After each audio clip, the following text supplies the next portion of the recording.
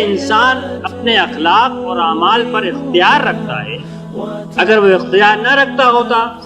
تو وہ جواب دہ نہ ہوتا۔ اس کو اختیار دیا گیا ہے کہ وہ چاہے تو نیکی کرے اور چاہے تو برائی کرے، چاہے تو ایمان لائے چاہے تو انکار کرے، چاہے تو اللہ کو مانے اور چاہے تو نہ مانے، یہ اس کو اختیار دیا گیا ہے۔ تو اگر جو چیز اختیار میں ہے تو اس کے لیے یہ بات نہیں کہی جا سکتی کہ یہ ایک ایسا عمل ہے جس کا ہونا ناگزیر ہے، یا جس سے کوئی مفر نہیں ہے،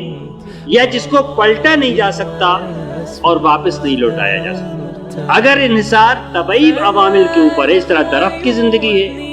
یا انسان کی زندگی ہے، تو وہ تو یقیناً ناگزیر ہے کہ انسان بچپن، جوانی اور بڑھاپے سے گزر کر قبر کے گڑھے میں جائے، اس سے کوئی مفر نہیں ہے، اعمال اس سلسلے میں کچھ نہیں کر سکتے۔ لیکن اگر قوموں کی زندگی صرف اخلاق اور اعمال کے اوپر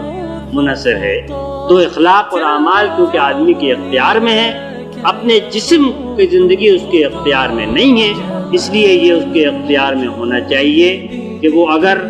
ان قوانین کی پابندی شروع کر دے جن سے اللہ تعالیٰ نے عروج کو وابستہ کیا ہے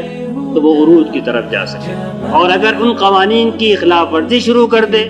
تو وہ زوال کی طرف جا سکے۔ یہ بالکل ایک ایسی بات ہے جس سے انکار ممکن نہیں ہے، اور ہم اس کو آسانی کے ساتھ سوچ سکتے ہیں، سمجھ سکتے ہیں۔ یہی بات اللہ تعالیٰ فرماتا ہے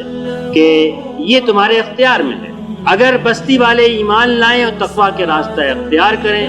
انسان کے ساتھ یہ وعدہ نہیں ہے کہ وہ ایمان اور تقویٰ لے آئے تو اس کا بڑھاپا جوانی میں بدل جائے گا یا اس پر رزق کے دروازے کھل جائیں گے، یہ وعدہ نہیں ہے۔ ایک مومن جو ہے وہ بھی مفلسی کے عالم میں زندگی بسر کر سکتا ہے، لیکن بستی والوں سے، قوموں سے اس بات کا وعدہ ہے کہ اگر وہ ایمان و تقویٰ کا راستہ اختیار کریں تو آسمان و زمین سے برکتوں کے دروازے کھل جائیں گے۔